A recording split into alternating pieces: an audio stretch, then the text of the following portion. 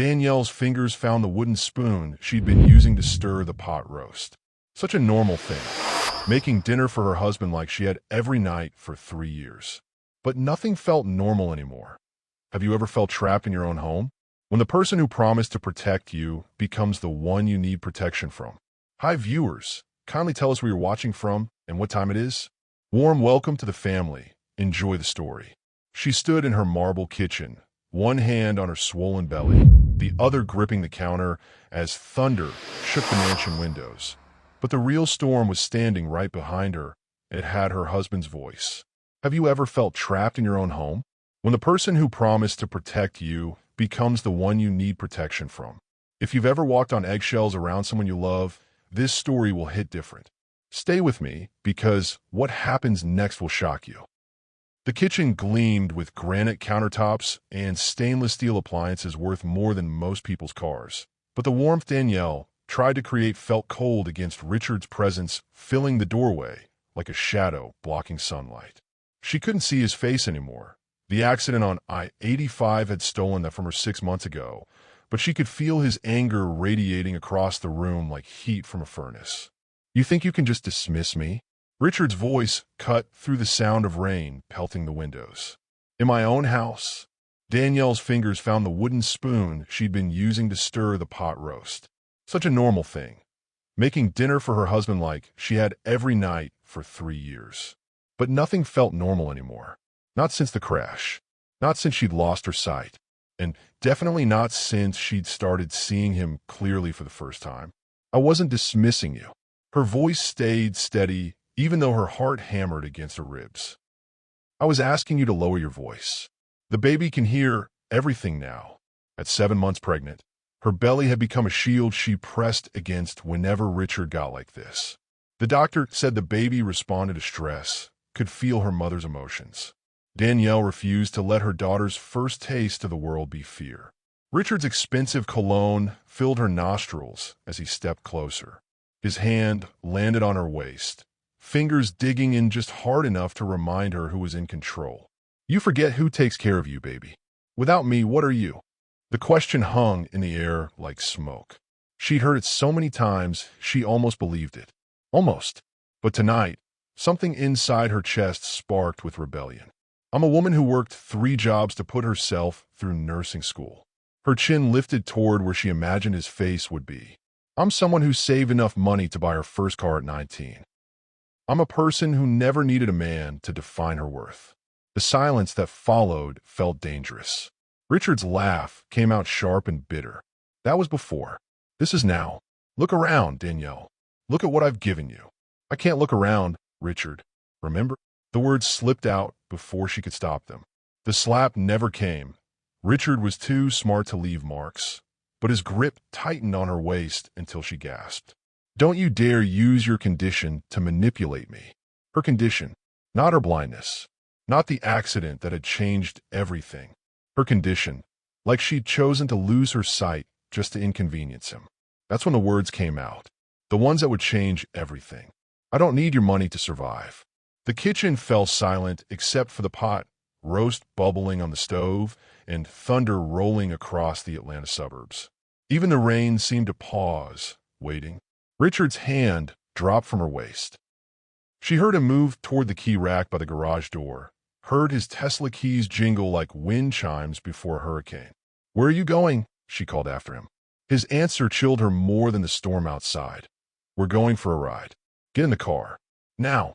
Have you ever felt someone's love turn into control? When protection becomes possession. Drop a comment below if you've ever had to choose between safety and dignity. Because Danielle was about to learn the price of speaking truth to power. The rain hit the windshield like bullets as he drove her further from home, further from safety, further from the man she thought she married. The Tesla's leather seats felt like ice against her skin as rain hammered the roof. Through the passenger window, she could smell the metallic scent of the storm mixing with Richard's expensive cologne, a combination that would haunt her dreams. Her hands rested protectively on her belly, feeling their daughter respond to her racing heartbeat with gentle kicks that seemed to say, I'm here, Mama. We're in this together. You used to trust me completely. Richard's voice cut through the engine noise. His hand found her thigh during a red light, his touch both intimate and threatening. Remember our wedding night? How you trembled under my hands. You knew your place then? Danielle's skin crawled at the memory. What she'd once thought was passion, she now recognized as possession. The way he'd held her wrists above her head, whispering about how she belonged to him now. Back then, she'd thought it was romantic. Now she understood it was a warning. "Where are we going?" she asked again, though part of her already knew. "Somewhere quiet. Somewhere you can think about what you said tonight." The familiar sounds of their neighborhood faded. No more manicured lawns being watered by automatic sprinklers. No more luxury cars purring past gates that cost more than houses. Instead, she heard gravel crunching under the tires and smelled the earthy scent of undeveloped land. They were at the edge of Brookhaven, where the gated community met the real world, where Richard's influence ended and reality began. "Get out." The words hit her like a physical blow. "What? You said you don't need me. Prove it. Get out of the car." Thunder crashed overhead as if nature itself was protesting. Danielle's hand found the door handle, but she couldn't make herself pull it. This wasn't happening. This was Richard, the man who'd brought her flowers in the hospital after the accident, who'd held her while she cried about losing her independence. The man who'd promised to love her in sickness and in health. "Richard, please. I am pregnant. I can't see. There's nowhere to go. You should have thought about that before you disrespected me in my own house." The car door locks clicked open with electronic precision. Richard's voice had gone cold, businesslike, the same tone he used with employees he was about to fire. "This is insane." Danielle's voice broke. "You can't just leave me here. I'm not leaving you. I'm teaching you. When you're ready to apologize, when you remember how good you have it, call me. Maybe I'll come back." The rain was coming down in sheets now, each drop hitting the pavement like tiny explosions. Danielle's heart hammered as she realized he was serious. Deadly serious. The baby, Richard. Think about the baby. The baby needs a mother who knows her place. When someone shows you who they really are, do you believe them the first time? Or do you make excuses? Tell me in the comments. When did you stop making excuses for someone? Danielle stepped out into the storm because she had no choice. The expensive maternity dress Margaret had bought her, the one that made her feel beautiful despite everything, was soaked through in seconds. Her bare feet found pavement that felt like ice, and she turned toward where she thought the car would be. But there were only taillights disappearing into the darkness. As the car door slammed and his taillights disappeared into the darkness, Danielle stood alone in the Georgia storm, one hand protecting her belly, the other reaching toward empty air. She had no idea someone was watching. The thunder that followed sounded less like nature and more like applause, as if the sky itself was celebrating the moment her real life finally began. Margaret Chin never expected her late-night drive home from the hospital would make her a witness to the moment a marriage died in the rain. Margaret's Range Rover cut through the storm like a ship through rough seas, windshield wipers fighting a losing battle against nature's fury, when her headlights caught something that made her slam the brakes. A figure in white, swaying like a ghost in the rain. At first, she thought her eyes were playing tricks. Who would be standing on Brookhaven's back roads at midnight in a thunderstorm? But as she got closer, her heart dropped into her stomach. It was Danielle Lawson. Margaret knew her from the country club, back when Danielle could still see, back when she moved through those marble halls with the quiet confidence of a woman who'd earned her place there. Before the accident, before Richard started treating her like an expensive pet instead of a wife. Even soaked and abandoned, she moved with the grace of a woman who knew her worth. Danielle's wet dress clung to her pregnant curves as Margaret pulled over, vulnerability mixed with remaining dignity in every line of her body. "Danielle? Honey, what are you doing out here?"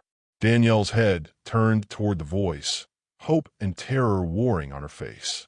"Margaret, yes, baby, it's me. Get in this car right now, before you catch your death." As Margaret helped her into the passenger seat, she noticed Danielle's hands shaking, not from cold, but from shock. Her designer maternity dress was ruined, her carefully styled hair plastered to her head, But what broke Margaret's heart was the way Danielle kept apologizing. "I'm so sorry. I'm getting your car wet. I can call someone else." "You don't have to. Stop." Margaret's voice was firm but gentle. "Just stop. Tell me what happened." The story came out in broken pieces between sobs and thunder crashes. Richard's anger, the argument, the ride to nowhere, the abandonment. Margaret's hands gripped the steering wheel until her knuckles went white. She'd suspected Richard was trouble. Too smooth, too controlling, too quick to speak for his wife in conversations. But this was beyond cruel. This was evil. That son of a... Margaret caught herself glancing at Danielle's belly. Some words were too harsh for unborn ears. "Honey, I need you to tell me exactly what happened tonight, because what I just saw isn't staying quiet." Margaret's phone captured everything. The timestamp reading 11:47 p.m., GPS coordinates showing the exact location, weather app confirming the storm conditions. Evidence that would matter later, though neither woman knew it yet. "You can't tell anyone," Danielle whispered. "If Richard finds out I talked to someone, if this gets around the club, maybe people will finally see what kind of man they've been shaking hands with all these years." Have you ever been the person who stopped when everyone else drove by? Have you been the one standing in the storm, waiting for someone to care? Share your story below. Margaret drove Danielle to her own house instead of back to the mansion. As they pulled into the circular driveway, Danielle started crying again. "I can't impose on you. I should go home. Richard will be worried." Richard left his pregnant wife in a thunderstorm. Richard doesn't get to be worried. Margaret's guest room had Egyptian cotton sheets and a view of the garden. But more importantly, it had a lock on the door and a woman who understood that sometimes the most dangerous place for a woman is her own home. As Margaret tucked Danielle in a bed like the daughter she'd never had, she made a decision that would change everything. As Margaret's phone captured the timestamp, 11:47 p.m., GPS location, weather conditions, she turned to Danielle. "Honey, I need you to tell me exactly what happened tonight, because what I just saw isn't staying quiet." Some storms wash things clean. Others expose what was rotting underneath all along. By morning, Richard's perfect reputation was about to become Atlanta's most whispered about scandal, and he had no idea the evidence was already spreading through text messages across the city. Margaret's guest room faced east, morning sunlight streaming through silk curtains onto Danielle's face as she woke to the sound of birds instead of arguments. The first peaceful morning she'd had in months. For just a moment, she forgot where she was. Then reality crashed back like a cold wave. Richard, the storm, the abandonment. Her hands flew to her belly, checking for movement. Their daughter responded with a gentle roll, as if to say, "Still here, Mama." "We made it." Downstairs, Margaret was already working, not on her morning coffee or newspaper, but on her phone. Screenshot after screenshot, text message after text message. The photo she'd taken of Danielle in the storm, timestamp, location, weather data, was making its way through a network Margaret had spent 20 years building. The wives of Atlanta's elite weren't just social butterflies. They were information brokers, reputation makers, and breakers. And when one of their own was wronged, they moved like a military operation. By 8 a.m., 5 women knew. By 9 a.m., 12. By 10 a.m., Richard's golf partners were getting concerned phone calls from their wives asking pointed questions about character and company they kept. Richard woke up in his empty mansion to 17 missed calls. The first was from his business partner in New York. "Rich, what's this I'm hearing about Danielle? Is she all right?" The second was from his lawyer. "We need to talk. Now." The third was from his mother in Ohio. "Richard James Lawson, you call me back this instant." He'd never heard his mother use his full name unless he was in serious trouble. The kind of trouble that followed you into adulthood and left marks on your reputation that soap couldn't wash clean. Meanwhile, Danielle sat at Margaret's breakfast table, processing trauma while finding inner strength she didn't know existed. Margaret placed a cup of herbal tea in front of her, safe for pregnancy, warm against palms that couldn't stop shaking. "How do you feel about pressing charges?" Margaret asked gently. "Charges for what?" "He didn't hit me. Abandonment of a dependent person. Endangerment of an unborn child." Emotional abuse. Margaret counted on her fingers like she was reading a grocery list. I may not be a lawyer, but I've got 3 of them on speed dial, and they're very interested in your story. Danielle's body was recovering from the night's trauma, her hands instinctively protecting her belly where new life grew despite the chaos. She pressed her palms against the gentle curve, whispering promises her own mother had never kept. I don't want revenge. I just want to be safe. Sometimes revenge and safety look exactly the same. Margaret's phone buzzed with another message. Then another. The network was growing, spreading, connecting. Women who'd smile politely at Richard next week were now armed with knowledge that would change how they saw him forever. What's more powerful, one person's courage to speak up or a community's decision to listen? When you see injustice, do you document it or look away? Tell me in the comments. At noon, Richard finally worked up the courage to call Margaret's house. Danielle recognized his ringtone, the same romantic melody he'd programmed years ago when they were happy. Now it sounded like a warning bell. Don't answer it, Margaret said, but Danielle was already reaching for the phone. Hello. Baby, thank God. Are you all right? I've been worried sick. There's an emergency at work, and I had to. The lie came so easily, so smoothly, that Danielle almost believed it. Almost.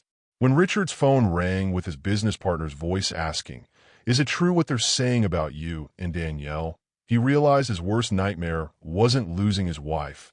It was losing his reputation. The game was changing. And for the first time in her marriage, Danielle held the winning cards. Money can buy silence, but it can't buy back a video that's already been shared with the right people at the wrong time. The law office smelled of leather-bound books and justice deferred. But when Danielle's attorney played the timestamp recording, the room fell silent except for the sound of a reputation crumbling in real time. Margaret sat beside Danielle, both women watching 3 lawyers process what they'd just heard. Mrs. Lawson, the senior partner, leaned forward. This is textbook spousal abuse. The abandonment alone is a felony in Georgia when it involves endangering a pregnant woman. Danielle's growing confidence manifested in how she carried herself. Pregnancy glow mixing with newfound defiance. She sat straighter in the lawyer's chair, no longer the trembling woman from the storm, but someone discovering her own fire. I don't want to destroy him. I just want him to leave us alone. Ma'am, with respect, your husband destroyed himself the moment he drove away last night. We're just documenting the damage. While Danielle learned about restraining orders and emergency protective custody, Richard was in his own meeting across town. His crisis management team, the same people who'd buried scandals for half of Atlanta's powerful men, looked grim. The photos are everywhere, Rich. Timestamped, geotagged, weather verified. And the women talking? These aren't random gossips. These are wives of your investors, your clients, your board members. Richard's expensive suit couldn't hide the sweat breaking out across his forehead. It's a misunderstanding. Danielle has been emotional since the accident. Sometimes she misremembers things. She misremembered you driving her to the middle of nowhere in a thunderstorm. The room went quiet. Even spin doctors had their limits. His phone rang. New York area code. His biggest investor. Richard, we need to talk. Some disturbing reports are reaching our office about your personal conduct. As you know, character matters to our firm. Character. The word Richard had built his fortune on. The quality that separated him from other investment advisors. The reputation that convinced wealthy clients to trust him with their money. There's been a misunderstanding. Misunderstanding? We have photos, Richard, timestamps, witnesses. What we don't have is an explanation that makes sense. Meanwhile, back at the lawyer's office, Danielle was learning about power she never knew she possessed. Your settlement from the car accident. That money is yours alone, correct? Yes, but Richard manages. No, Richard managed. Past tense. We're freezing his access to your accounts today. Have you ever watched someone's true character reveal itself under pressure? How did it change how you saw them? Share your experience below. The afternoon brought more revelations. Richard's business partners were asking questions. Not just about the marriage, but about other things. Financial things. The kind of questions that required lawyers and forensic accountants. Mrs. Lawson, We've discovered some irregularities in how your husband has been handling certain client funds. Nothing that involves you directly, but the lawyer paused. Let's just say when we started pulling threads, other things began to unravel. At 4 p.m., Richard's worst fears became reality. The call he'd been dreading since morning. Mr. Lawson, this is Detective Williams with Atlanta PD. We've received a complaint regarding an incident last night involving your wife. We'd like you to come in for questioning. The walls were closing in. The perfect life he'd built on control and manipulation was falling apart because he'd pushed too hard, gone too far, showed his true face to the wrong person at the wrong time. The lawyer leaned forward. Mrs. Lawson, we have enough evidence for charges. But first, there's something else. Your husband's business partners want to meet with you. Seems like his investors have some questions about character. When powerful people start asking questions about character, empires built on lies don't just fall. They collapse. When New York investors discovered their golden boy abandoned his blind, pregnant wife in a storm, they realized character matters more than profit margins. The conference room on the 40th floor overlooked Atlanta's skyline, floor-to-ceiling windows framing a city that suddenly felt smaller as powerful men in $1,000 suits listened to a pregnant woman expose the truth about their golden investment. Danielle sat at the head of the mahogany table like she belonged there. Margaret had helped her choose the navy dress. Professional but not apologetic, expensive but not flashy. Her pregnancy created an aura of strength and purpose as she spoke without notes, without sight, but with the clarity of someone who had nothing left to lose and everything to gain. Gentlemen, you trusted Richard with your money because you believed he had good judgment. I'm here to tell you what his judgment looks like when nobody's watching. The lead investor, a silver-haired man named Harrison, leaned forward. Mrs. Lawson, these are very serious accusations. They're not accusations. They're facts.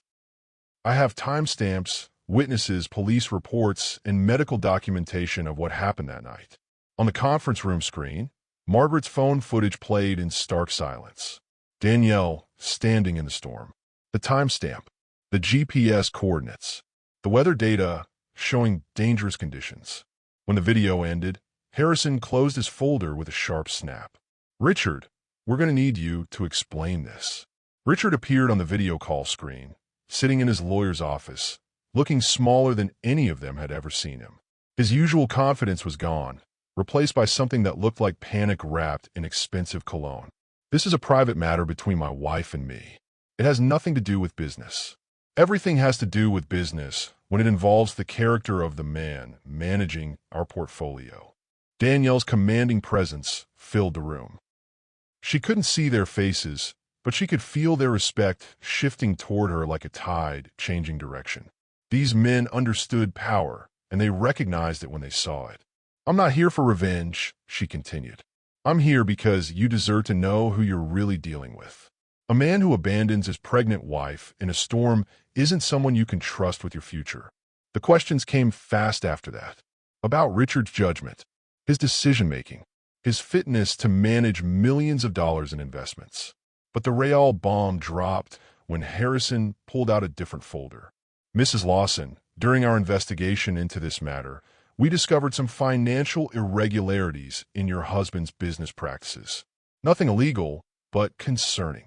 Client funds moved without proper authorization. Risky investments made without client knowledge. Richard's face went white on the screen. That's completely false. We have the records, Richard. Bank statements don't lie, even when people do. When did you realize that your biggest weakness could become your greatest strength? That what someone tried to use against you actually set you free? Share that moment below. The meeting ended with Richard's worst nightmare becoming reality. Harrison stood up, straightening his tie like he was preparing for battle. Effective immediately, we're freezing all assets pending investigation. We're also terminating our management agreement with Lawson Investments. Richard's voice cracked through the speakers. You can't do this. I have contracts. We have character clauses. Richard, you violated yours the moment you left your wife in that storm. As the executives filed out, Harrison lingered beside Danielle's chair. Mrs. Lawson, you mentioned you were a nurse before your accident? Yes, sir. I specialized in emergency medicine. We're always looking for ethical people to join our healthcare investment advisory board. Someone who understands both medicine and what it means to have real strength under pressure. As the lead investor closed his folder, he looked directly at Richard via video call. Effective immediately, we're freezing all assets pending investigation. And Richard? Don't contact Mrs. Lawson again. We'll be handling her interests from now on. The golden boy had lost his shine, and in its place, a new kind of power was being born. Desperate men with everything to lose don't go quietly. They go dangerously, and Richard Lawson was about to prove that cornered animals bite hardest. The mansion that once felt like a prison now stood empty and cold. For sale signs sprouting on the perfectly manicured lawn like tombstones marking the death of Richard's dreams. But inside, Richard was far from defeated. He was planning his comeback, and it involved destroying the woman who destroyed him. The first attack came through lawyers. Emergency motions claiming Danielle was mentally unstable due to her blindness and pregnancy hormones. Demands for psychological evaluation. Requests to have her declared incompetent. He's trying to have you committed, Margaret explained, reading the legal papers that had arrived by courier. Claims you're delusional, making up stories, that the accident affected your mind. Danielle's body had been responding to safety and support over the past weeks. In Margaret's care, she glowed with health her own husband's presence had dimmed, curve softening with peace instead of tension. But now, reading Richard's twisted version of reality, she felt that familiar knot return to her stomach. Can he do that? He can try, but we've got something he doesn't. What's that? The truth. And witnesses who aren't afraid to tell it. The second attack came at midnight. Phone calls to Margaret's house. Heavy breathing. Threats whispered in voices that weren't quite Richard's, but carried his money behind them. You bitches think you're so smart. But accidents happen, especially to blind women who can't see what's coming. Margaret installed security cameras, changed the locks, hired a private security firm, but the calls kept coming. The third attack was the cruelest, targeted at the one thing Danielle couldn't protect. Her unborn daughter. Mrs. Lawson, the doctor's voice was tight with controlled anger. Someone called our office claiming to be your husband. They try to access your medical records, specifically information about your pregnancy. When we refused, they suggested that a woman in your condition shouldn't be trusted with a child's welfare. Have you ever seen someone's true colors emerge when they started losing control? How did their mask finally slip? Tell me about it in the comments. That's when Danielle's patience finally ran out. I want to see him. Absolutely not, Margaret said. It's not safe. I'm not asking for safe. I'm asking for closure. He wants to destroy me? Fine. But he's going to look me in the eye when I destroy him first. The meeting was arranged at the courthouse, with lawyers present and security outside. Richard walked in looking like a man who'd aged 10 years in 2 weeks. His perfect hair was disheveled, his expensive suit wrinkled, his confidence replaced by something that looked like madness. Danielle, baby, you have to stop this. Come home. We can work this out.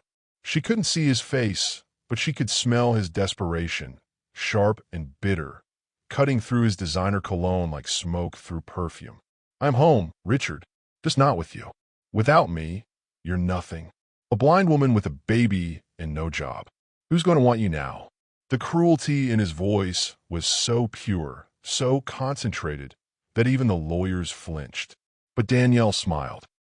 You know what the difference is between us, Richard? When you lost everything, you became bitter.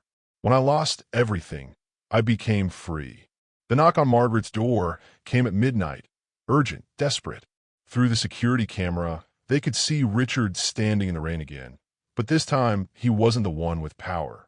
This time, he was the one begging to come in from the storm. Some storms reveal character. Others create it. And Richard was about to learn which kind of woman he'd been married to all along. Some confrontations are destiny. The moment when the victim looks her abuser in the eye and shows him who she's become without his shadow blocking her light. Through the glass door, separated by more than just transparent barriers, they faced each other, She's surrounded by people who valued her worth. He's standing alone in designer clothes that couldn't hide his desperation. The security guard's hand rested on his radio, ready to make a call that would end Richard's freedom permanently. Margaret stood beside Danielle like a guardian angel in pearls and practical shoes, her presence saying what words couldn't. Not today, not ever again. Richard's voice, which once made her skin warm with desire, now made her flesh crawl with recognition of how manipulation had masqueraded as love. Every word he'd ever whispered in bed, every promise he'd made at their wedding, every gentle touch during her recovery, it all felt contaminated now, poisoned by the truth of what he really was. Danielle, please. Just 5 minutes. Alone. No. Her voice carried an authority that surprised them both.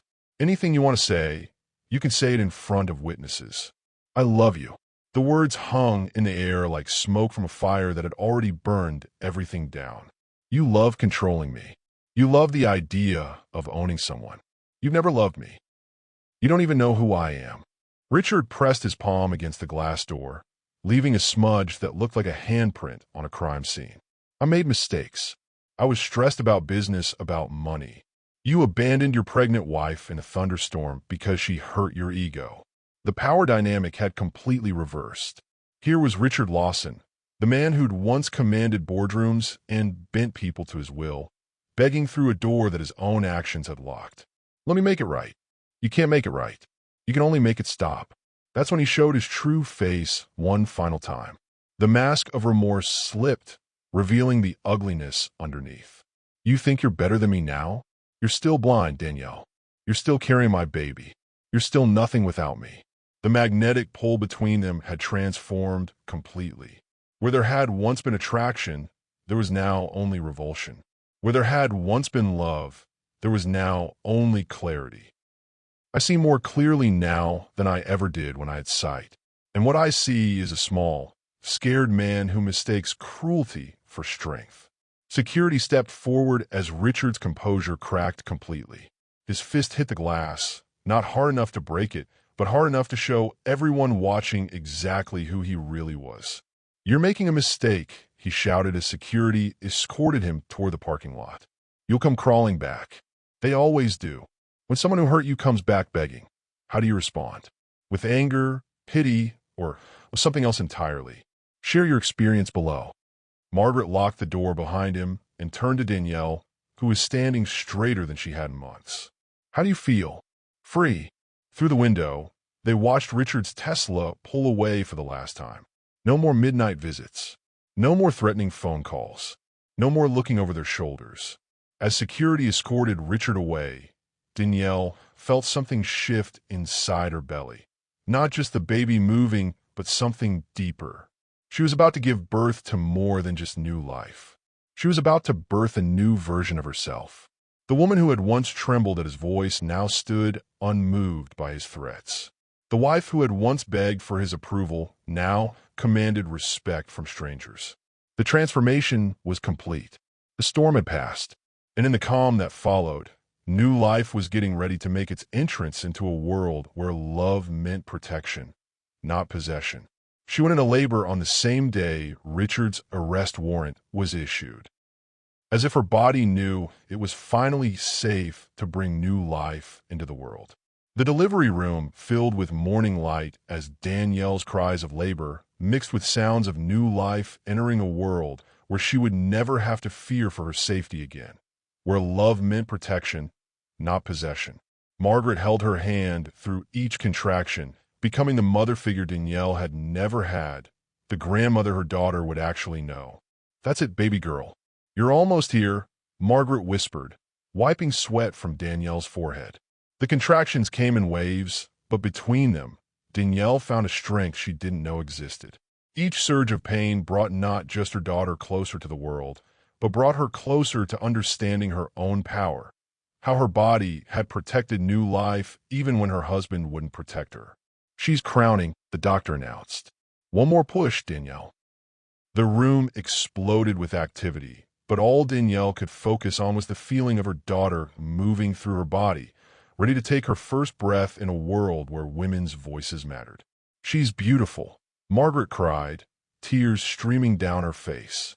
The baby's first cry pierced the morning air, strong, healthy, defiant. Like her mother. As the nurses cleaned and weighed her daughter, Danielle's phone buzzed with a text from her lawyer. Richard arrested this morning. Charges filed. It's over. Perfect timing. Her daughter would never live in a world where her father had power over her mother. What are you going to name her? Margaret asked, placing the tiny bundle in Danielle's arms. Danielle traced her finger along her daughter's perfect cheek, feeling the soft skin that had never known violence, never known fear. Hope. Her name is Hope. The baby weighed 7 pounds, 2 ounces of pure possibility. 10 fingers, 10 toes, and a set of lungs that promised she would never be silenced. What moment made you realize you were stronger than you ever imagined? When did you discover your own power? Share that breakthrough moment below. As Danielle held her newborn daughter, skin to skin, she whispered promises into the tiny ear. Your father will never hurt us again. You're going to grow up knowing that you're worth more than someone else's approval. You're going to learn that love doesn't demand silence. The afternoon brought visitors, women from Margaret's network, lawyers with final paperwork, flowers for people Danielle barely knew but who'd followed her story. The room filled with the scent of roses and the sound of female voices celebrating not just new birth, but new beginnings. Mrs. Lawson, Detective Williams appeared in the doorway, hat in hand. I wanted to let you know personally, Richard's been formally charged with aggravated assault, stalking, and financial fraud. He's looking at 5 years minimum. Thank you. Thank you, ma'am. What you did, coming forward, standing up, it's going to help other women who are going through the same thing.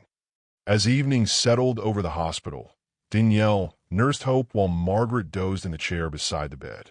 The city lights twinkled beyond the windows, but for the first time in months, Danielle wasn't afraid of what tomorrow would bring. Her body had done something miraculous, created life, protected it, delivered it safely into a world that was already better than the one she'd grown up in. As she held her newborn daughter, skin to skin, Danielle whispered, Your father will never hurt us again. But through the hospital room window, Margaret saw something that made her blood run cold. Richard's Tesla in the parking lot. But Margaret was wrong.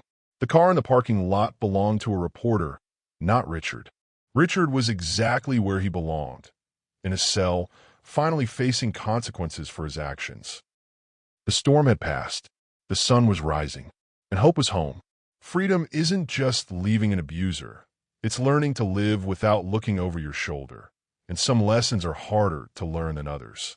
The nursery Margaret helped create glowed with soft pastels and stuffed animals, a sanctuary of innocence that stood in stark contrast to the marble mausoleum Danielle had escaped.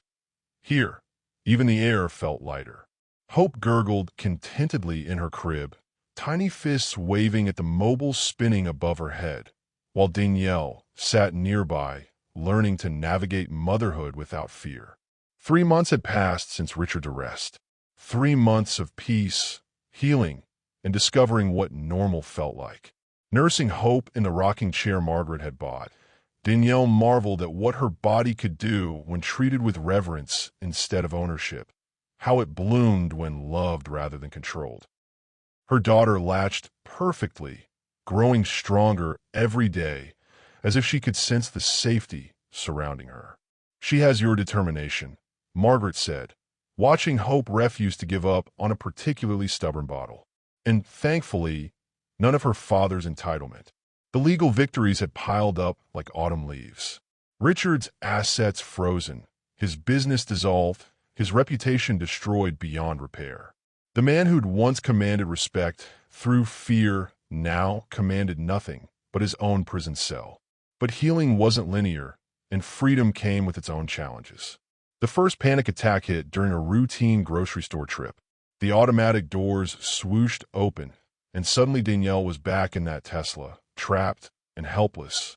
Her heart raced, her breathing became shallow, and she had to sit down in the cereal aisle while Margaret called for help. It's normal, the therapist explained later. Trauma doesn't follow a schedule. Your mind is still learning to trust that you're safe. The second challenge came through the mail, an envelope with no return address, containing photos of her and Hope taken from a distance. At the park, outside the grocery store, walking to Margaret's car. How do you rebuild trust in yourself after someone tried to tear you down? What helped you remember your own worth? Share your healing journey in the comments. It's not Richard, Detective Williams assured them after reviewing the photos. He's still in custody, but someone's been watching you. The investigation revealed Richard's desperate attempt to maintain control even for behind bars. He'd hired a private investigator to document Danielle's unfit mothering, planning to use the evidence in a custody battle when he got out. "Over my dead body," Margaret said, reviewing the restraining order extensions. But Danielle surprised them both with her response. "Let him try. Let him send all the investigators he wants.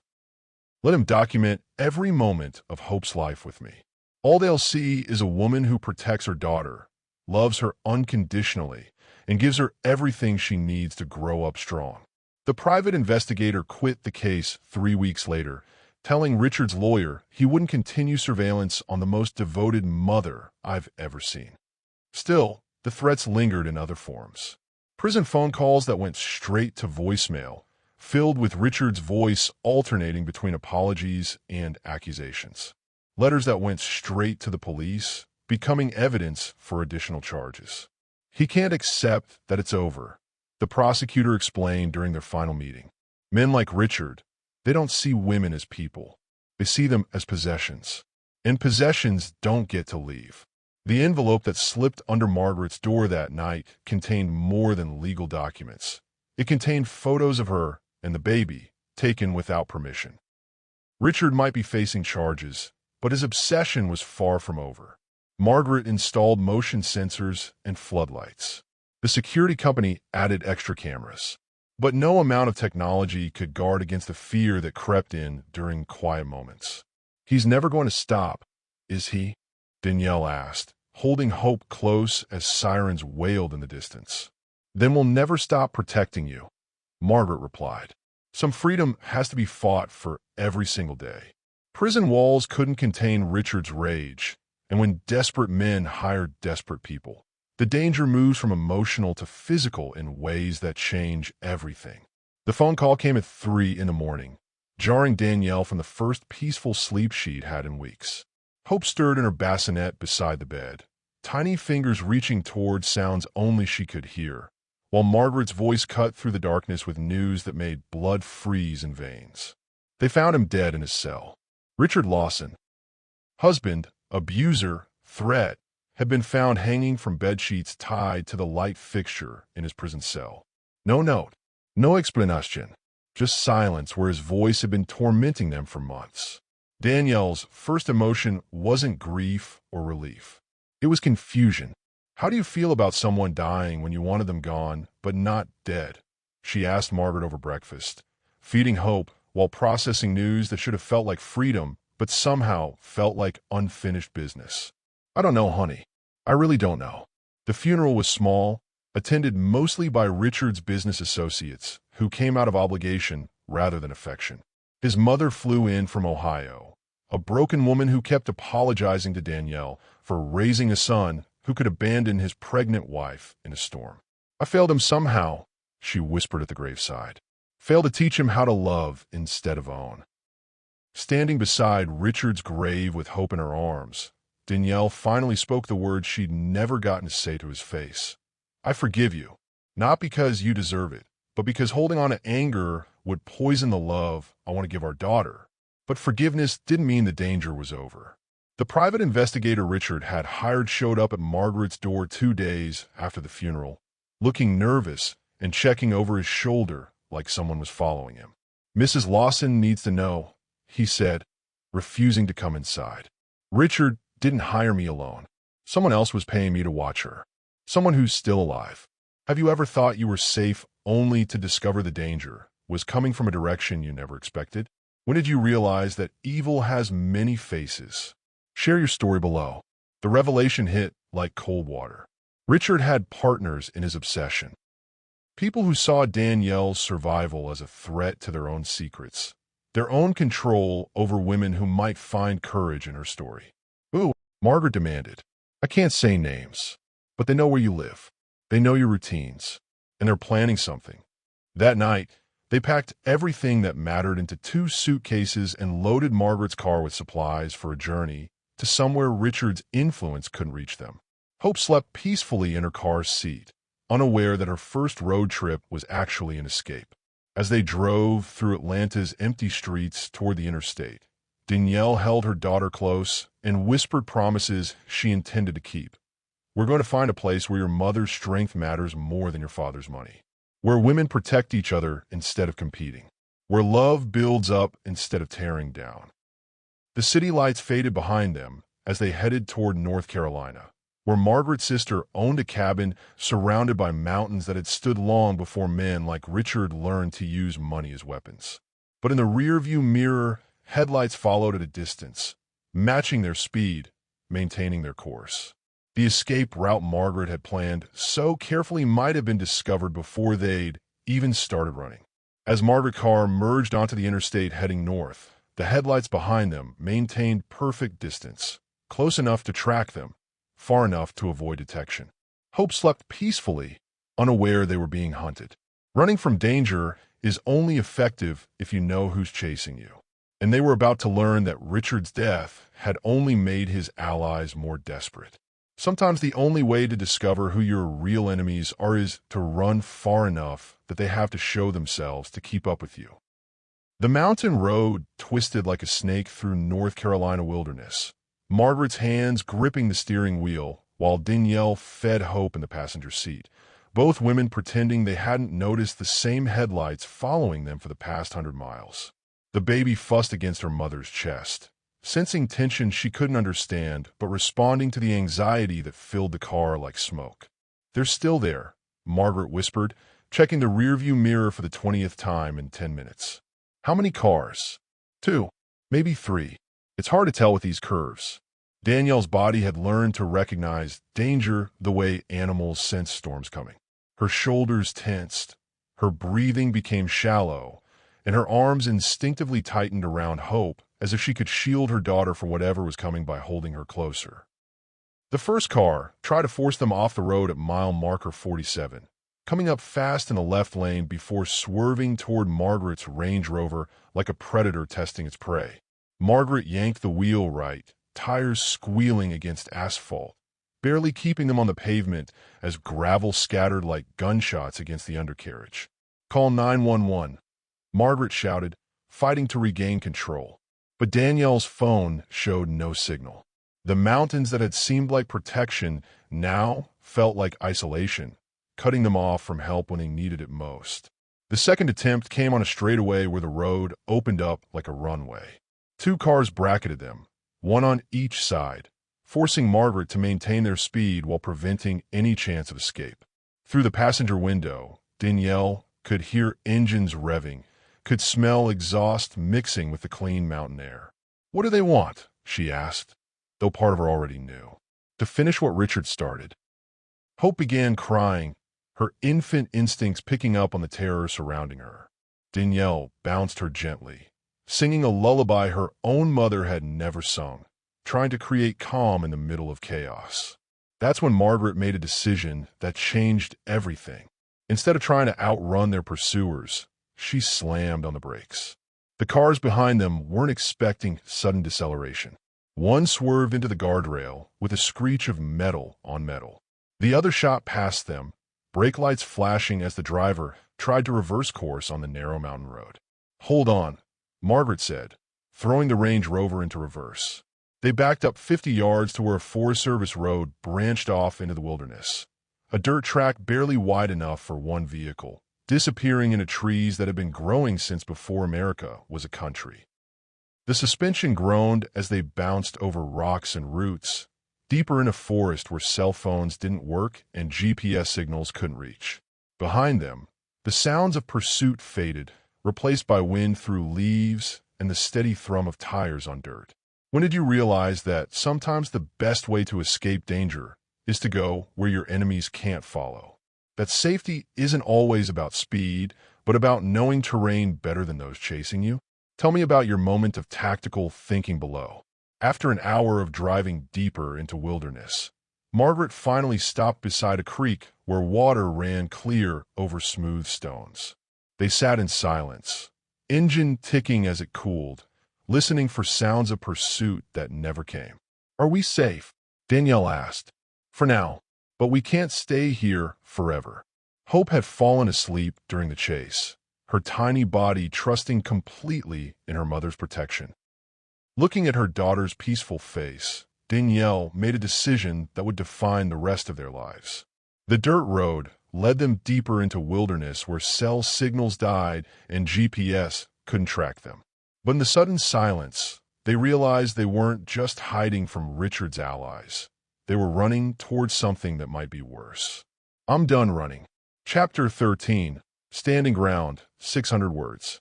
There comes a moment when running becomes harder than fighting, when a mother realizes that teaching her daughter to hide is less important than teaching her to stand.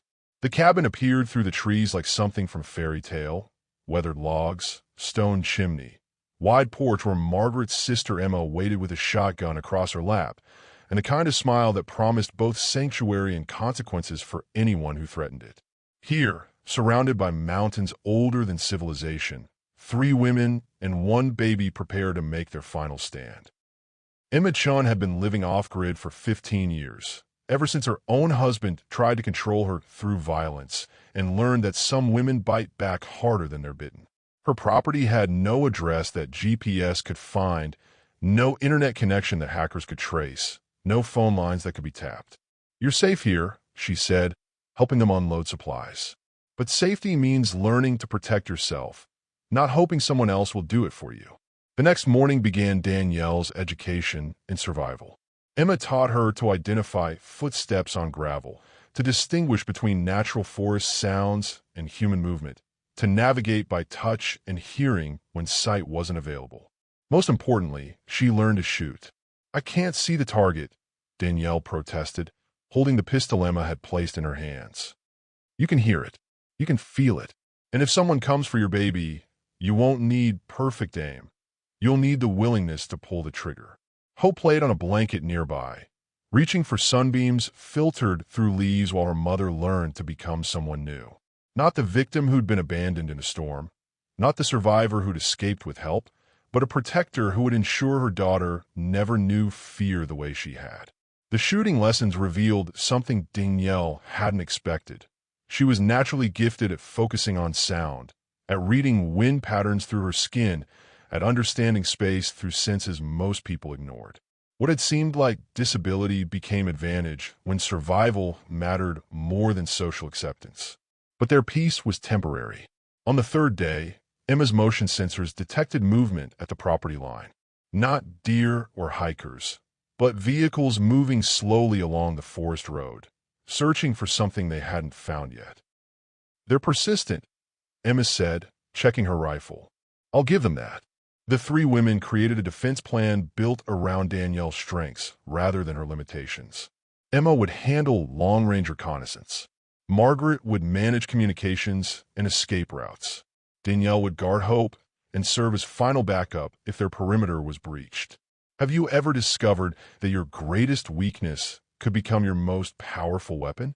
When did you stop seeing limitations and start seeing unique advantages? Share that transformation below. The confrontation came at dusk when shadows made everyone half blind and Danielle's hearing became the most valuable sense on the mountain. She heard them approaching before the others saw them. 2 men moving through underbrush with the confidence of people who'd never been challenged. "Mrs. Lawson," a voice called from the tree line. "We just want to talk about your husband's business interests, about protecting his reputation." "His reputation died with him," Danielle called back, her voice carrying through the forest with new authority. "Some reputations are worth more dead than alive. Some secrets need staying buried." Emma's rifle spoke first, the crack echoing off mountain walls like thunder. The men in the trees discovered that threatening a woman surrounded by other women who'd survived abuse was like walking into a nest of hornets. The sound of retreating footsteps told them they'd won this round, but the war wasn't over. As the intruders retreated through the forest, Emma handed Danielle the smoking rifle. "Next time, You pull the trigger first, because there will be a next time until we make sure there isn't. That night, holding hope while mountain silence surrounded them, Danielle whispered new promises. Your mother isn't running anymore. Chapter 14. The network awakens, 600 words. When word spread through Margaret's network that Danielle was under attack, something remarkable happened. Women across Atlanta began connecting dots that powerful men had spent years keeping separate. The phone calls started before dawn, despite Emma's cabin having no landline and spotty cell service.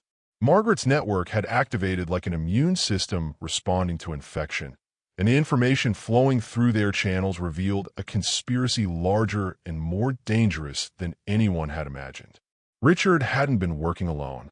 His business partners, his country club associates, his investment clients, they'd all been part of a web of men who used money and influence to control women, destroy reputations, and bury stories that threatened their power.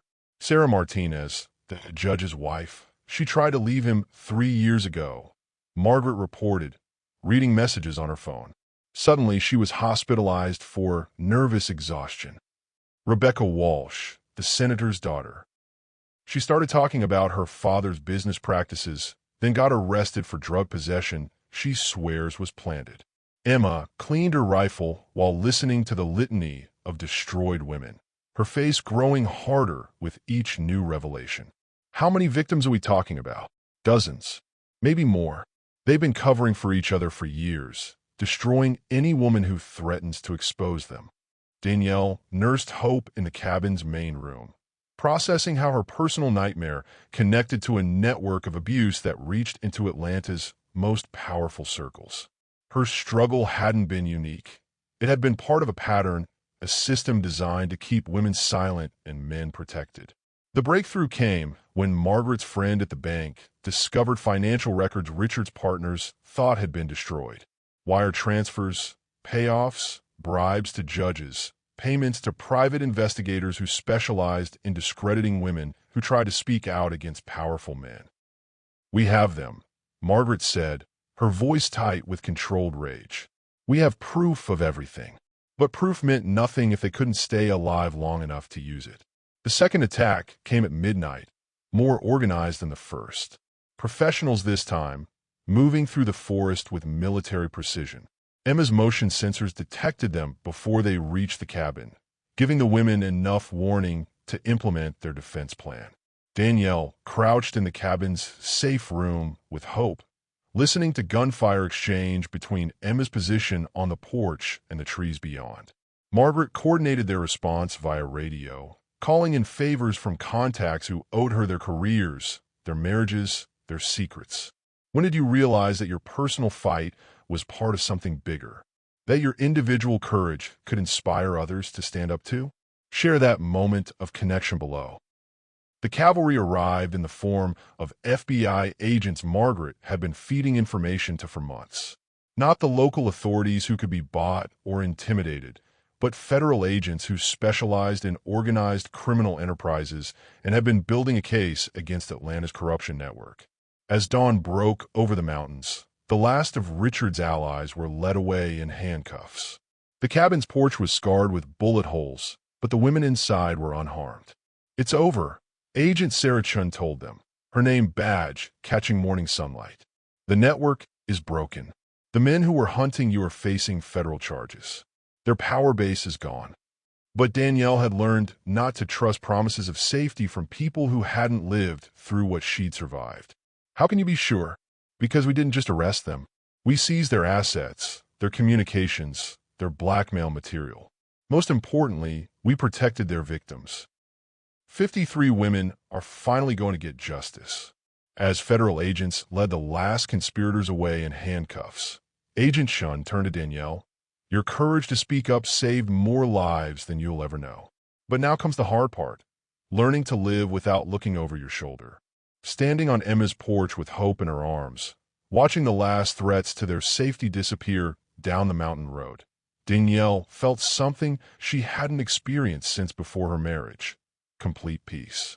6 months later, Danielle stood before a congressional committee as cameras rolled, and the world watched a blind woman teach powerful people how to see clearly. The hearing room buzzed with energy as senators, representatives, and media gathered to hear testimony about domestic violence networks operating within America's elite circles. Danielle sat at the witness table with Hope on her lap, both of them representing something the powerful men in that room had tried to destroy. The truth. Mrs. Lawson, the committee chairman began, your story has exposed a pattern of abuse that reaches into the highest levels of society. Can you tell us what you want to see changed? Danielle adjusted Hope, who gurgled happily while playing with a microphone cord, then spoke with the voice of someone who'd found her power by losing everything else. I want women to know that leaving is possible, that surviving is possible, that speaking up can save other lives, even when it feels like it might cost you your own. The gallery was filled with women Margaret had connected through her network, wives, daughters, mothers who'd found courage in Danielle's story. Some held signs reading, "When thunder speaks, lightning follows." Others simply held each other. Margaret sat in the front row, beaming with pride at the woman she'd helped rescue from a storm who was now changing laws to protect future victims. Emma watched from the back, her mountain wisdom having taught a city woman how to fight for her ground and hold it. The legislation that resulted from the hearings, dubbed the Thunder Law, created federal protection for domestic violence whistleblowers and established harsh penalties for using wealth and influence to silence abuse victims. More importantly, it funded a national network of safe houses where women could disappear completely from abusers who had unlimited resources.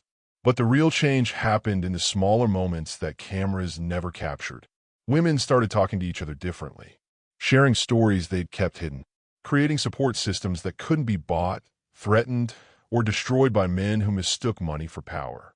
Danielle's foundation, funded by Richard's seized assets and donations from women who understood the value of freedom, operated safe houses across the country where women could rebuild their lives without fear. The first location opened in the North Carolina mountains, run by Emma and staffed by survivors who understood that healing happened best among people who'd survived similar storms. What moment taught you that your pain could become someone else's path to freedom? When did you realize that your survival story was actually a survival guide? Share that realization below. 1 year after Richard's death, Danielle published her memoir, When Thunder Speaks, a blind woman's journey from victim to victory. The book topped bestseller lists and spawned a movement of women sharing their own stories, creating a chorus of voices that couldn't be silenced or controlled. Hope took her first steps in Margaret's living room, walking toward her mother's voice with the confidence of a child who'd never known anything but unconditional love. At 18 months, she was already showing signs of her mother's determination and her grandmother Margaret's protective instincts. She's going to change the world, Margaret said, watching Hope stack blocks with single-minded focus. She already has, Danielle replied, picking up her daughter and feeling the weight of new life that had given her own existence meaning beyond survival. Standing at the window of her new home, a place she'd chosen, furnished, and made safe through her own choices, Danielle listened to thunder rolling across the sky. But the sound no longer made her afraid. Thunder meant power. Lightning meant clarity. And storms, she'd learned, were just nature's way of washing away what needed to be gone so new things could grow. As thunder rolled across Atlanta's skyline, Danielle stood at her window, holding Hope, no longer afraid of the sound. Thunder meant power. Lightning meant clarity. And sometimes storms are just nature's way of washing away what needs to be gone. Some voices, once they learn to roar, never whisper again.